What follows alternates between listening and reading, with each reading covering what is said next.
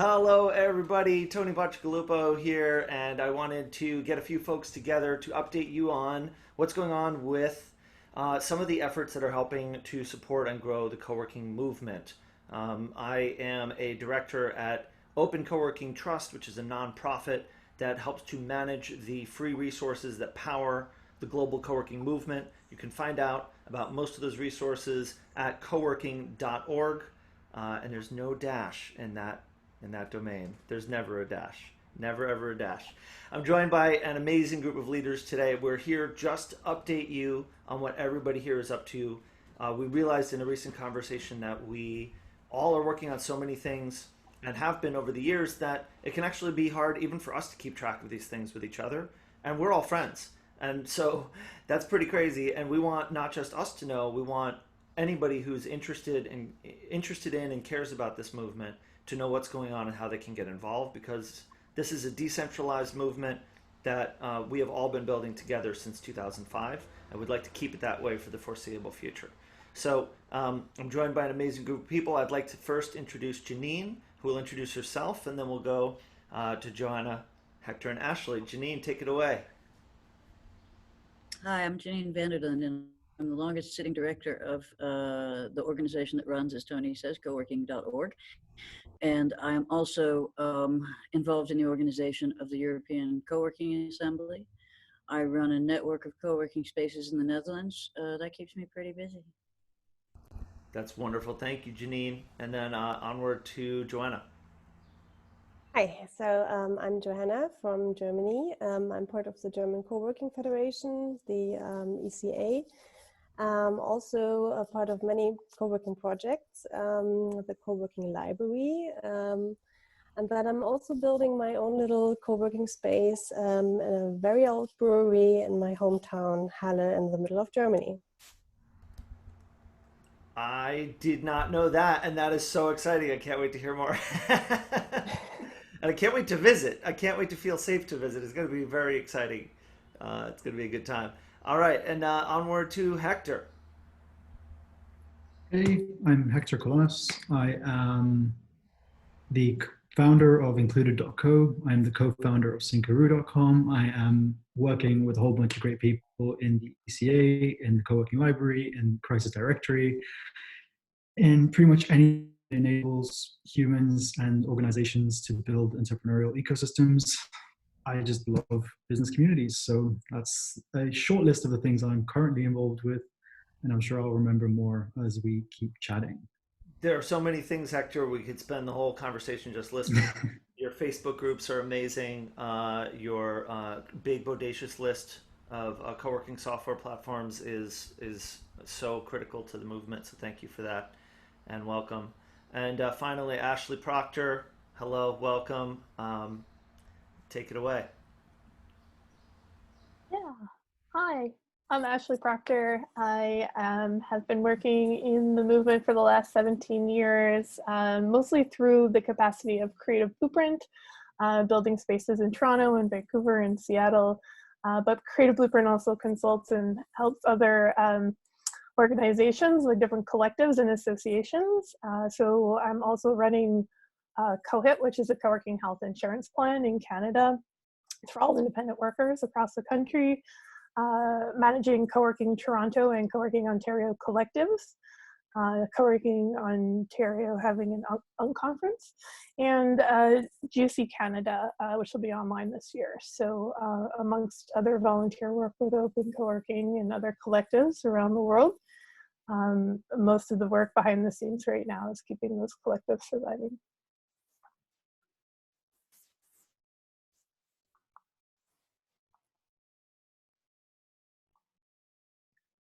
I can't hear you, Tony. Wonderful, Ashley. Thank you so much for that. And I'll just say to anybody tuning in, if you just follow up on all of the various links to the things that everybody just mentioned, you will find all kinds of ways to get involved, all kinds of resources that'll be helpful to you. And the rest of this conversation is largely going to be focused on us talking more about what these projects are, what the status is, and how you can get involved, how you can benefit from them, all of that. And so just a program note to the rest of my friends on this call, I sent a link to show notes in the chat where I want to try to just, as much as we can, transcribe our notes of this conversation so it's easier for us after the fact to share the contents of this. So I'll be trying to update that as best as I can while you're talking. And if anybody else wants to add to that, that'll be great too. And with that being said, I would love to turn it over first and foremost to Joanna, who is going to kick us off with a update on the Coworking Library. So Joanna, first of all, what is the Coworking Library? Give us like the quick bio of how it got started and how you ended up being a leader in that, and then we'll move from there.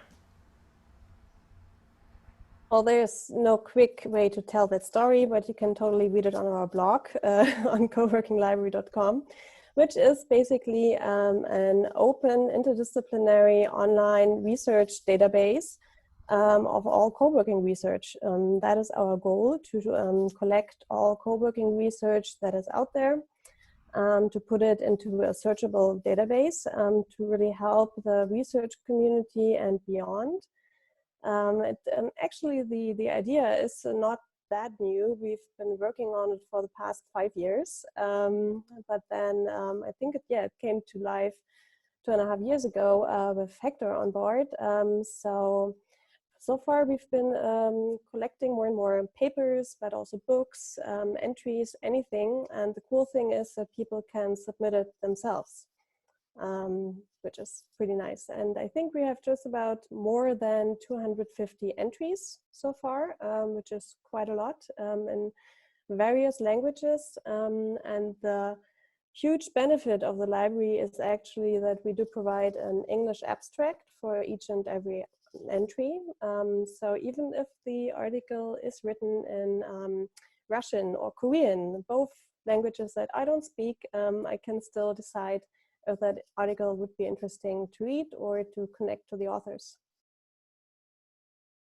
Amazing, Joe. And so just so a couple of quick follow-ups, do you have any sense of like how many non-English resources you have, or how many different languages are represented in the resources? I realize that's like a very specific question you might not have handy, but I'll ask you another one while you think of that one, which is just how did how did you make the decision that this had to happen? Who else is involved in the leadership? Yes.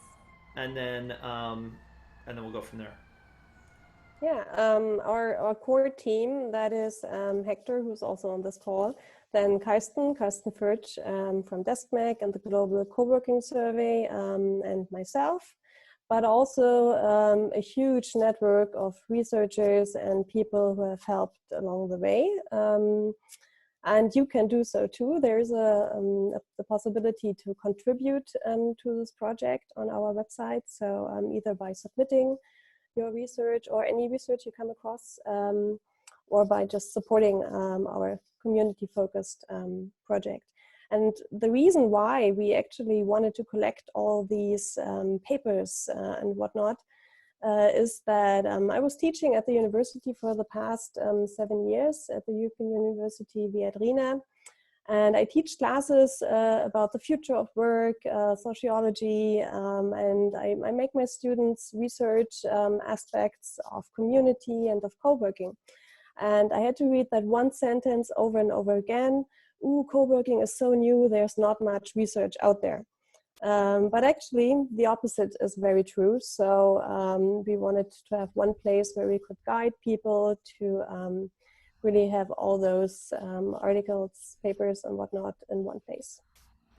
And I think on the numbers and statistics, Hector can enlighten us a little bit.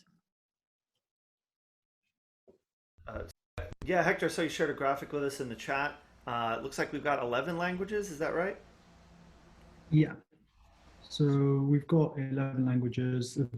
Over 58% are in English, but we have got a good spread across. Obviously, some publications can be published into multiple languages, so there's that as well. But yeah, what's really interesting is how many pages, of almost 7,000 pages, that have now been indexed into one place. And just picking up from where Joe left off, we also got sick and tired of people reaching out to co-working space operators, professionals, enthusiasts, and saying, can you fill out this survey? I've just discovered co-working. Why do you use an open plan desk? So being able to people to look at the studies that have been done, look at the research that has been done, and then ask better questions, ask questions that push the envelope forward, is a big thing that we're trying to get more and more spaces to do. We have asked spaces to put on their contact pages that if you're contacting us about a survey, please check out the library first. Because people are happy to share their knowledge. We're getting sick and tired of answering the same questions again and again and again. And I have a feeling that post-COVID, we're going to see a lot more surveys about the exact same 10 questions. So being able to index that information so that we can ask better questions, ask more insightful, and do more farther-reaching publications will be better for the whole industry.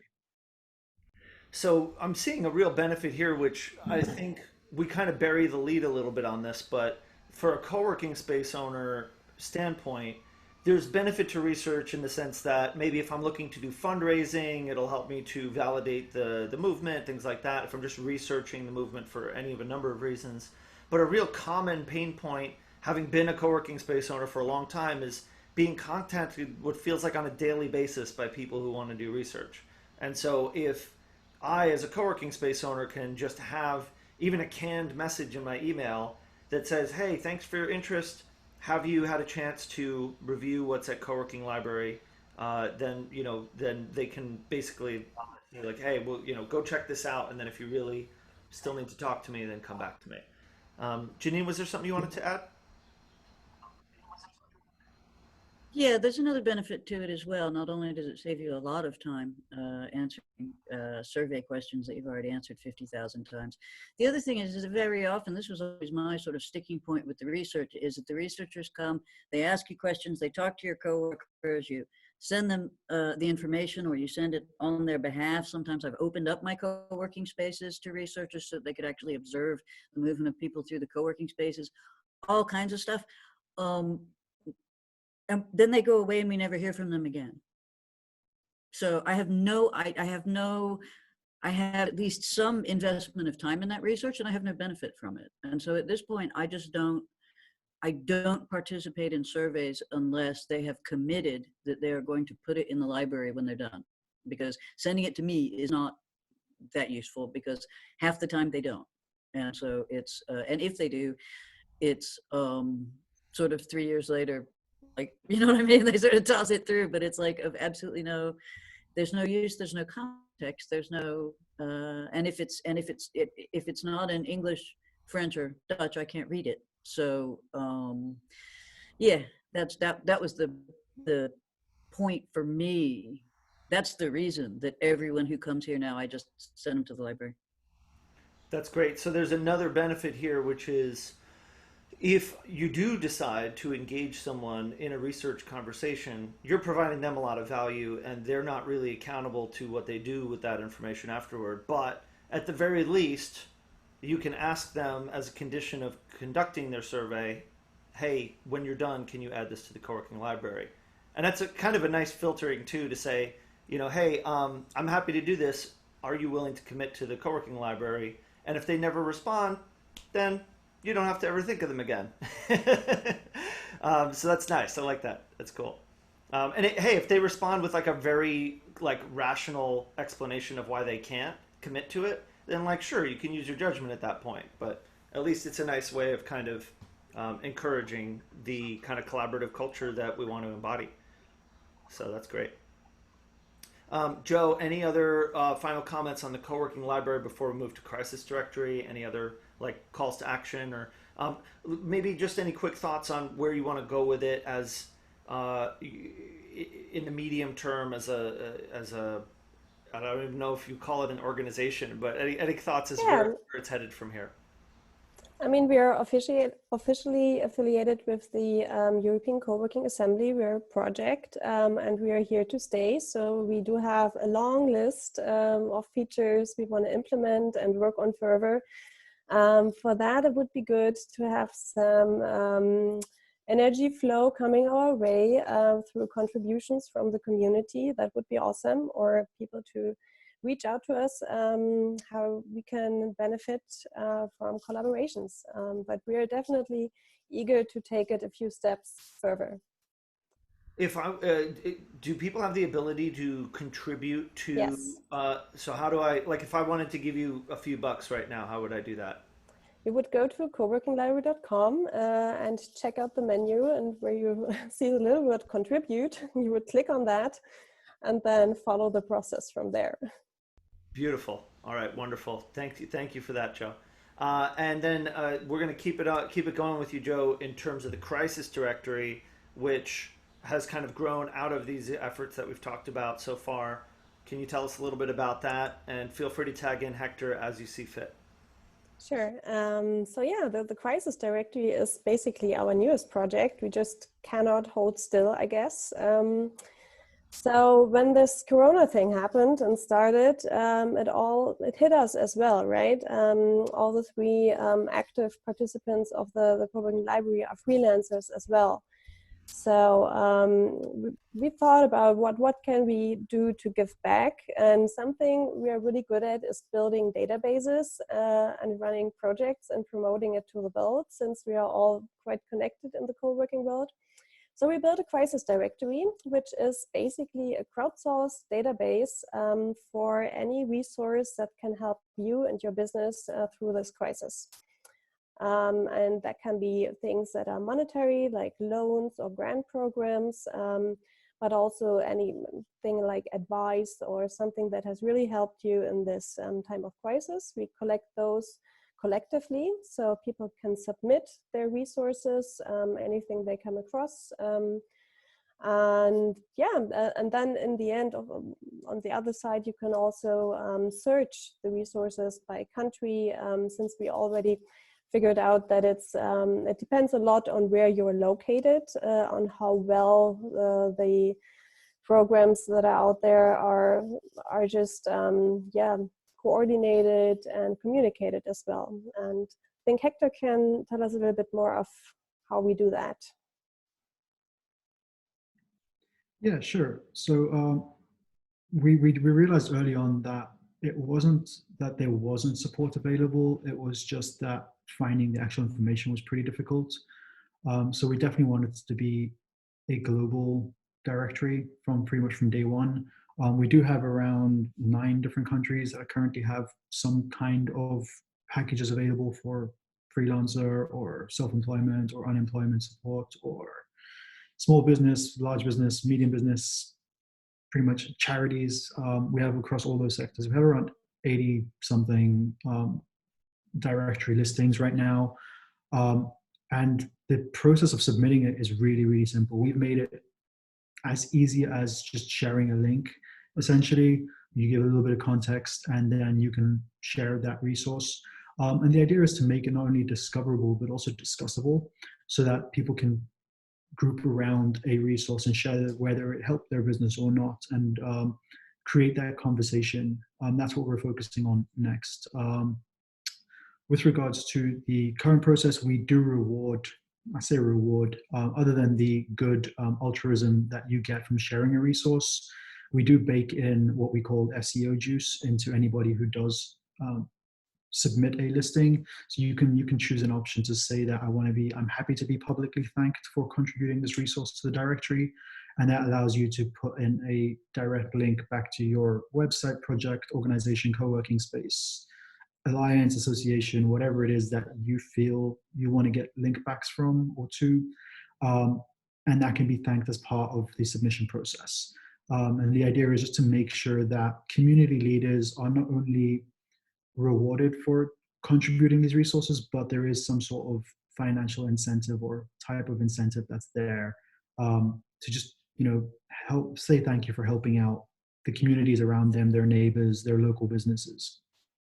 Got it. And just to be clear, so the benefits, the people who would benefit from the resources on this site, they're not just co-working space owners. This could be really all small business owners, which means that if I'm a co-working space owner who's tuning into this, my members are dealing with lots of challenges, and your resource is a resource that I can pass along to my members to help them. And so this isn't just for co-working people to help each other, it's for the members of all of these spaces to also share resources to help each other as well. Exactly. Great. So Very cool. humans, spaces, organizations, and neighborhoods, anyone, all four of those are being impacted financially by this. We wanted to create one place that everybody could help each other. Beautiful. And what would you say are maybe some of the most valuable resources you've seen so far? And I don't necessarily mean in terms of scope and scale, but even just something that you found particularly interesting or unexpected.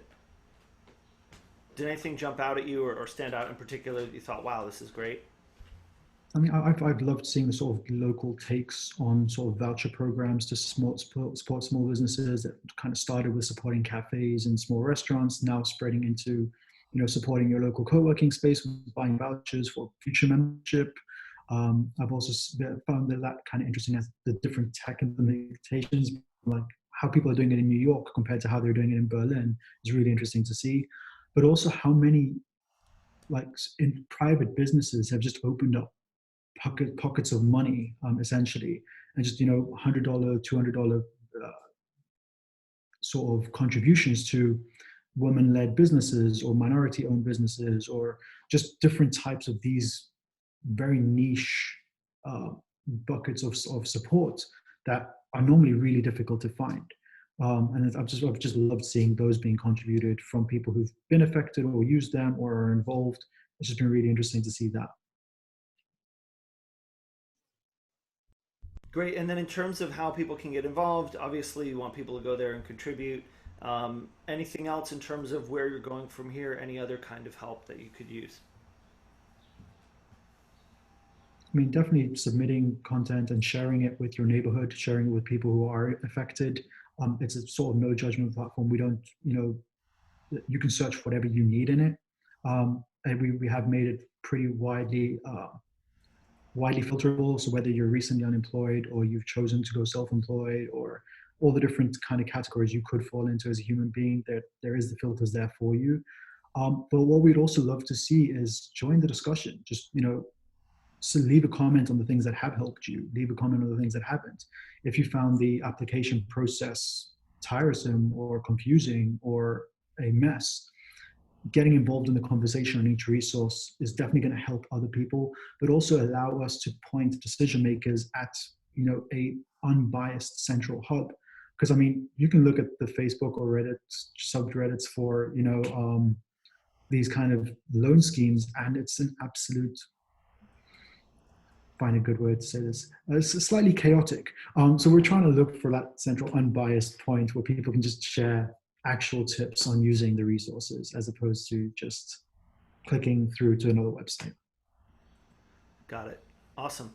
All right, great. Well, thanks for that. I'm very excited about the crisis directory. I feel like that was kind of a big part of how we ended up even having this conversation. So really amazing work.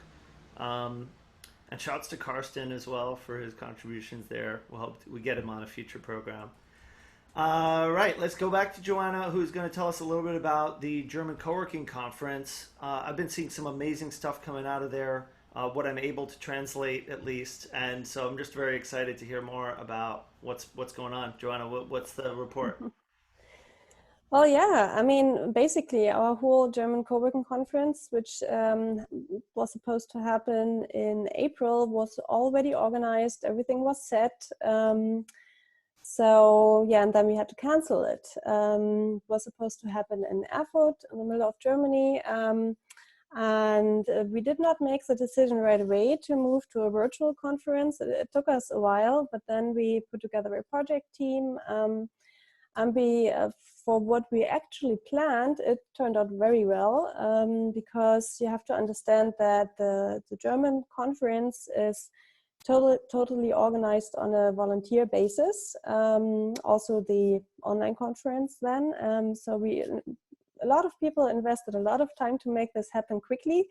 So we are super happy with the outcome, and we just, usually it's a 3-day conference, but we put it all in 1 day, and we just focused on the unconference part of it, which was really great. It worked. We worked with Circuit as an online tool. I can link that later on, and they have different rooms.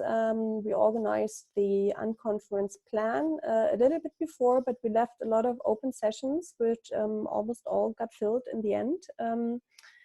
And that was interesting because we really made it happen, that we transported that community feeling that you get when you're planning an unconference on site into the virtual room. That was our biggest challenge, and what we actually kind of feared, that we wouldn't make that happen. But yeah, we did, and that was pretty cool, actually. Also, we had super great technical support. So we had the content crew, which was basically the German Coworking Federation members who organized it. And then there was our tech provider, who are pros with the tool that we used. And they were handling so many things in the back end that we did not even see. So we had support lines set up, a support room where people could go to, and that worked really well. And I'm looking forward to see many more conferences online. I mean, we already saw a few happened already. And it's also a huge chance, because we had a lot more people sign up for it and also show up than originally. Also maybe because we made it free, but still, yeah, it was a great success. It was a lot of fun. There's some amazing power, and we'll talk about it when Ashley speaks up in a little bit, about being able to gather people through this virtual setting in ways that we would just never be able to do in person. We don't have to worry about airplanes, hotels, all the money involved, all the planning involved. So there's really a lot of possibility there, which is just so great. I'm excited to dig into some of those resources you mentioned, because I'm very interested in online conference organizing, and it sounds like y'all have found some things that I haven't heard of yet. So looking forward to catching some of those links after the fact. So thanks, Joe. All right, anything else in that direction, Joe? You think we covered everything, or yeah, I think we're good there, right? Yeah, okay. If anybody thinks of anything, we'll just pick it back up before the end. All right, so we're going to go to Janine, who is going to give us an update on the ECA. Do I have that order right? Yes. Okay, good. So Janine, Yes. why don't you tell us what is the ECA, and who runs it, and what does it do, and what's it up to? The European Co-working Assembly is an organization whose purpose is to give a voice to community co-working in Europe, to give a collective voice. Because I have I think Tony's going to go get a cup of coffee now and sort of take a nap, because he's heard this before. But I'm taking notes. by all metrics, by every metric, see, he knows it. He can recite it with me. By every metric, by the important ones and the unimportant ones, the biggest power in co-working is, say it with me, guys, right? Community co-working, the small co-working spaces, what in other businesses we call the mom and pop shops. We are the most powerful. We are the biggest. We have the most money. And yet, when people talk about co-working, they're not talking about us. Nobody's interviewed any of us for CNN recently. So, and the reason for that is we don't speak together. We don't move together. We don't, so our power is diffuse. And so in any event, the European Co-working Assembly, the purpose of the European Co-working Assembly is essentially not to tell people what European co-working is saying, but to bring community co-working into a place where we can all say what we're saying together. So it is quite loosely organized, and it consisted, we have a project-based approach, and it is, and you can be involved in one project, or you can be involved in many projects. That's up to whoever it is that becomes a member of the assembly. And that's more or less how it works. Okay, and in everybody terms of here except you and Ashley is a member of it. Yeah. so, in terms of the specific projects it's undertaking, what is it focusing on supporting right now? We know that the Coworking Library is affiliated with the ECA. What else is it engaged in at the moment? Wow. At this moment, the Co-working Assembly is supporting the London Co-working Assembly. We have supported it through its development. Now they're massive and amazing. The London Co-working Assembly is currently working on, and it comes full circle with them, the London Co-working Assembly is working on putting together a collective to lobby the UK government for, because co-working businesses in the UK, as right across Europe, are falling through the cracks in terms of various kinds of support for businesses. In most countries, it's because we are regarded as landlords, and so far nobody's got any support for landlords. So that they are putting together a lobbying a group to approach Parliament to make a specific change to UK law that would allow co-working to be treated as hospitality instead of as landlords. And that is, in that sense, coming full circle, because next week we are having a First Friday call, which is an organizing call with the Assembly. And our hope is to get co-working folks from right across Europe to come to the call and talk about who is organizing, who wants to be organizing but doesn't know where to start.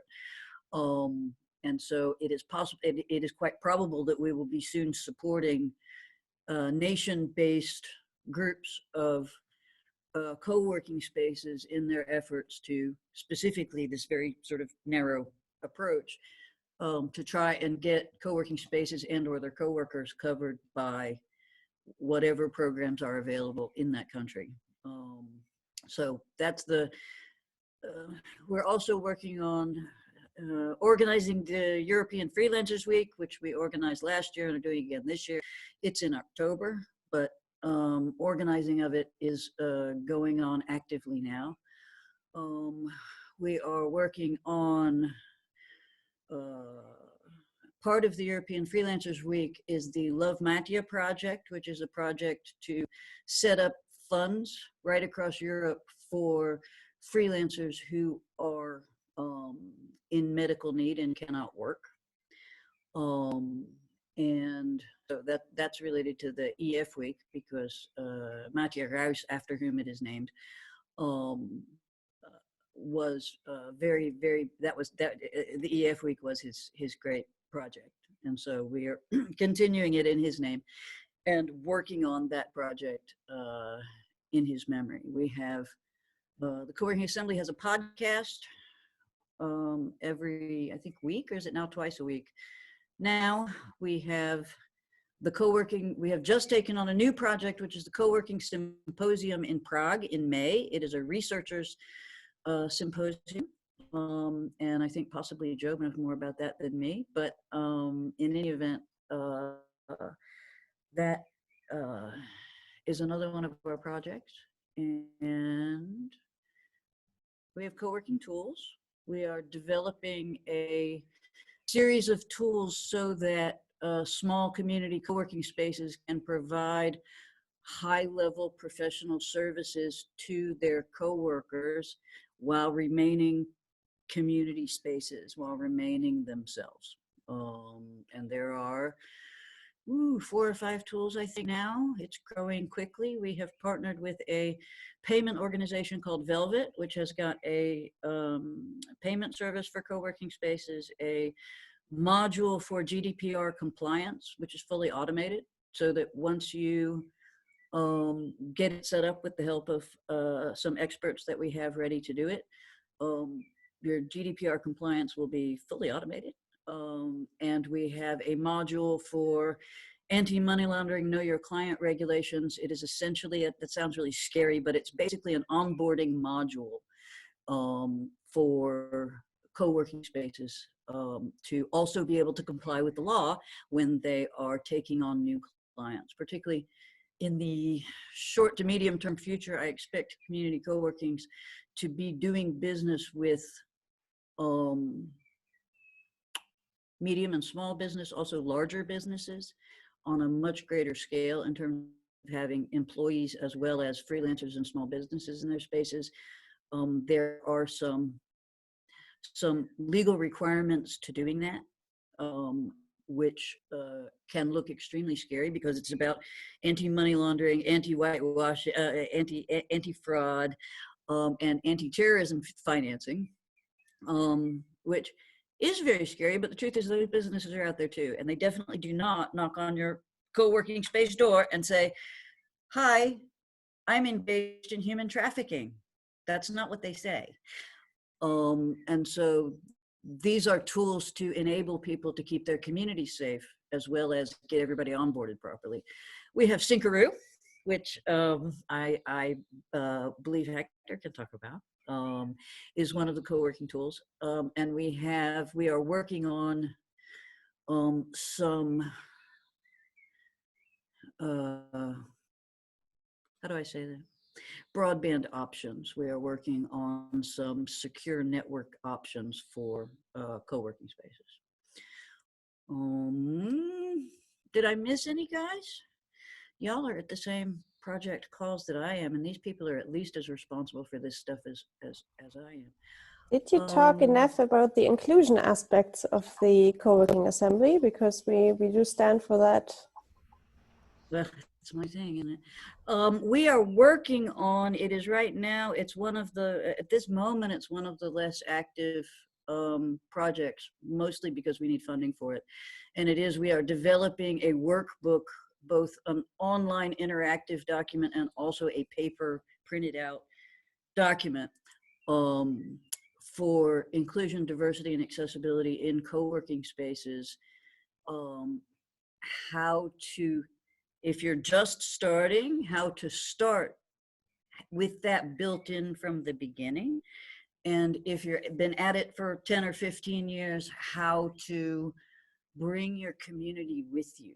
Because a top-down approach with the inclusion, accessibility, and diversity does never get anybody anywhere. And truthfully, we have been giving at least at the unconference at Co-working Europe, an unconference session about what used to be called radical inclusion, what's now called just inclusion. It's not radical anymore, damn it. I really like to be radical, but anyway, essentially what happens is you keep having the same conversation over and over again. What does it mean? I'm inclusive because anybody can come, so that's inclusive. And so you have to start at a very basic level and start explaining, you know, you have to go out to people. You have to look at things in a particular kind of way. It's really pretty easy to do. And most people want to do it. And so every time we did a full year of sort of inclusion events, right, in various places in Europe. And at the end of every event, someone came to us and said, okay, I'm ready. You're right. I thought I was like really inclusive, but there's some things I need to look at. Who can help me with this? And we were like completely flat-footed, like, well, gee, you're in Bulgaria. I don't actually know anybody who's doing this personally in Bulgaria. So here's how you might try to find somebody. And at that point, we decided that we need to start with the workbook. So there is also the workbook. Thank you, Joe. Okay, so that sounds like a tremendous resource, and I hope that that's something, I imagine, that could be very useful to people anywhere, not just in Europe. Let's say I want to subscribe to somewhere where you'll tell me when that resource is available. Where do I go? You go to coworkingassembly.eu. Okay, and there's an email sign up there. There are, I think there's, yes, there is at least one. There used to be several. I just realized, Hector's laughing his ass because I just realized that that we used to have buttons to sign up for specific projects, and we just redid the entire website. And I am suddenly caught flat-footed, not sure. I think we didn't do it that way this time. I think we just have one contact email because that got too, as you know, Tony, I'm inclined to the complicated. So, this part of why we're doing this meeting is not just to catch up on each other's projects, but to catch up on our own projects too. Why not? Sure. Right. Sure. Hey, I learn from the members of the assembly every day. Thank you for that, Janine. And wow, what a slate of stuff everyone's working on. I'd like to turn it over to Ashley, who's herself has quite a number of interesting projects as well to share. Ashley, take it away. Tell us what you're up to. Yeah, I guess for the last couple of months, the focus has really been on the COHIP program. COHIP is run by Creative Blueprint as a nonprofit project to provide health and dental, life, travel, business insurance to all independent workers in Canada. And so even though co-working spaces in Toronto and Ontario were the original group that the COHIP, the Co-working Health Insurance Plan, was created for, we've been able to expand it to include all independent workers and small businesses and not just members of co-working spaces. So the program can be used in a few different ways. And right now we're seeing a lot of folks who have lost their job with a company or an established organization have lost their health insurance, which is attached to it as well, in the midst of a health crisis, which is unacceptable. And so they are now able to just jump over onto the COHIP plan so that they have coverage for COVID and other illnesses or issues for their family and for their business as well. So this can also be helpful for teams that are shifting or adjusting, people who are temporarily without insurance through their spouse or whatever the situation used to be. So understandably, with a lot of health issues going on right now across Canada, COHIP's been pretty demanding of my time. COHIP's been running since 2013. So we've been collecting data through that program as well to see how else we can be of service to independent workers across Canada.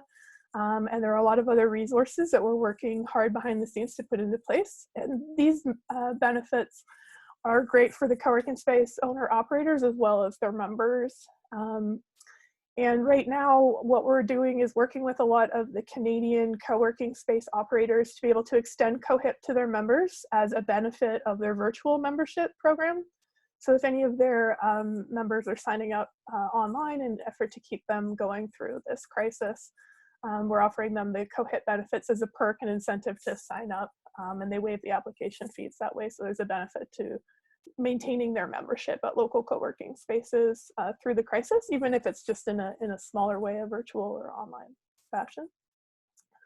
The other projects I've been working with are mostly for collectives, and for the collectives, it's advocacy work again for co-working owner operators as small businesses, and then for the small businesses they support as well, because I'm really passionate about community economic development and the impact that these spaces and this network of spaces we run around the world really has in our neighborhoods and in our communities, and how we empower small businesses. And I feel like it's really important we're still there for them through this crisis. And so a lot of my work lately has been with the Co-working Toronto Collective and the Co-working Ontario Collective relaunch, providing some upcoming conferences. So Co-working Ontario will be hosting an unconference for all of the Ontario owner operators. Everyone is obviously welcome, but a lot of the content is regional, which is important. Over a third of Canadians live in Ontario, and so most of the co-working owner operators in Canada are focused there.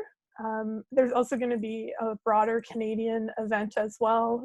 GC Canada, which is also operated as a nonprofit through Creative Blueprint, is going to be hosting its event in the fall online rather than in person this year. So we can be safe, and we can also be more accessible and invite speakers and contributors and participants to the unconference who previously weren't able to come in for financial reasons or travel reasons. And I am absolutely thrilled about the inclusivity opportunities we have for a more accessible and affordable conference and exchange of ideas. And really the reason that we do these in the first place, the collectives, the conferences, is so that we can all share best practices, but mostly to support the independent operators. And I feel like if we can do a good job supporting the operators, then they're going to be able to do a better job of supporting their members. And that's what's really important to me.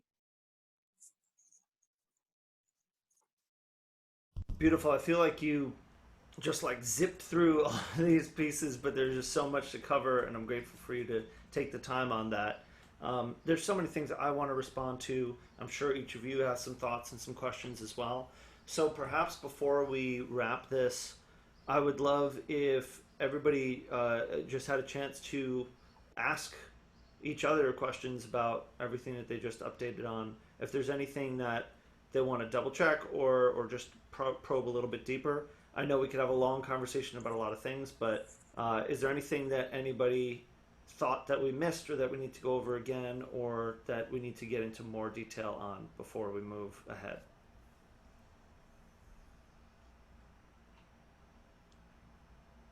Everybody's so polite. All right, I guess we covered everything for this time. So I wanted to mention with coworking.org a couple of updates. Generally speaking, what our attitude has been the last little while has been to essentially keep the lights on with the resources that we have access to. The only thing that we've been really actively working on and updating in the past year or so has been the Coworking Visa, which was rebuilt recently, which now features over 436 spaces, and that you can 458 that you can join at coworking.org/visa, and it's a super great program because if you add your space to it, then your members can visit all those other spaces when they're allowed to for free for up to 3 days. And so it's a tremendously valuable perk, and it's easy enough to join the network just by adding your space to the site. Got lots that I want to do to improve that platform, lots that I want to do to improve all of the resources that the co-working movement has. But what I was thinking was that the role that we can play right now is to highlight and cheerlead and celebrate the people who are doing the good work to advance this movement now. And that is why we're doing this conversation today, so that we can spread the information about all of the unbelievably cool things that each of you is working on, and make sure that other people know what they are and how to get involved. There's so many more things that this massive movement of, it's going to be what, 2 million people, 2 million members of Spaces this year. And after COVID passes and all these people who've learned how to work from home get out of their house, it's probably going to double in a matter of weeks. So we're going to see this movement grow real fast in the coming years. So there's a lot of work to be done to coordinate the efforts of the good people helping to advance the movement. And you're getting a taste of it here. There are so many more people working on so many great projects as well. Hopefully we can get some updates from some of them in future programs. But if you're watching or listening to this, we should have extensive show notes attached to wherever you're consuming this thing, where we'll have links to everything that was discussed. And I will probably be needing everybody's help here to compile all those links because there's a lot of them. But we've got the show notes already underway. And oh my goodness, we have our closeout guest here to bid us farewell. Hector, who's your friend who's going to give us our farewell toast here? Hector, we didn't talk about co-working pads. I mean, about the hygiene project. So yeah, this is Mia. This is the founder of coworkingpets.com, which is a photo gallery of all co-working pets sourced from YouTube and Instagram and all that stuff. But really, she's just our mascot and keeping me sane in this crazy time. That is amazing. That is wonderful. I'm so excited for coworkingpets.com. That is a critical resource for the movement. I'm glad we didn't miss out on that. I might close all my other projects and just work for Mia. I would do it. I'm in. Yeah, I'm in. All right, y'all. Anything else we need to cover, or shall we call it a day? Feeling good? All right. I feel like we could talk about many, many things for many, many hours, but I think that's a really good first call. Everyone's restraint on this call is as remarkable as all the things you had to share. I know there's so many things we're bursting at the seams to talk about. So thanks to all of you for taking the time to do this conversation. Thanks to all of you who've tuned in to this conversation, and wherever you are, keep doing the good things you're doing to help make the world a better place. And the movement's here for you. And we'll see you out there. All right. Bye.